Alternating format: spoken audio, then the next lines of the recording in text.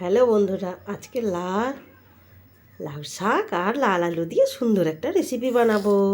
আপনারা দেখতে দেখুন। প্রথমে এরকম কুচি কুচি করে আমরা লাউ শাকগুলো বুনিয়ে নেব।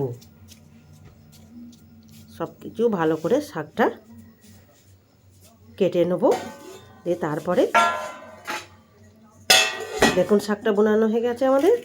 এরপর লাল আলুগুলো এই শাকের মধ্যে দিয়ে দেবো।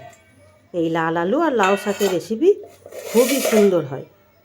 আপনারা একবার বাড়িতে বানিয়ে দেখবেন। লাউ শাক তো অনেক রকম করে খেয়েছেন, একবারেই লাল আলু দিয়ে খেয়ে দেখবেন, অসাধারণ টেস্ট হবে।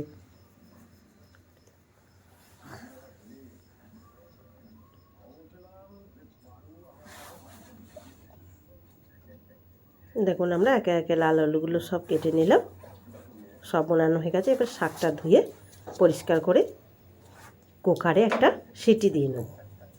কুকারে একবার সিটি দিয়ে নিলে সব কিছু ভালোভাবে সিদ্ধ হয়ে গিয়ে শাকটা রান্না করব। কুকারে সিটি পড়ে গেছে, চলুন আমরা রান্নাটা করে ফেলি। কড়াইয়ে দিয়েছি তেল, দিয়ে দেবো তেজপাতা আর 5 ফোড়ন। তেল গরম হয়ে গেলে দিয়ে দেবো কুচানো টমেটো, দিয়ে দেবো চেরা কাঁচা লঙ্কা। ভালোভাবে ফোড়নটা হয়ে গেলে দিয়ে দেবো বাটা মশলা, দিয়ে ভালোভাবে নেড়ে ছেড়ে দিয়ে দেবো পরিমাণ মতো নুন, হলুদ আর অল্প স্বাদের জন্য চিনি। দিয়ে ভালোভাবে মশলাটা হয়ে গেলে দিয়ে দেবো সিদ্ধ করে রাখা শাক।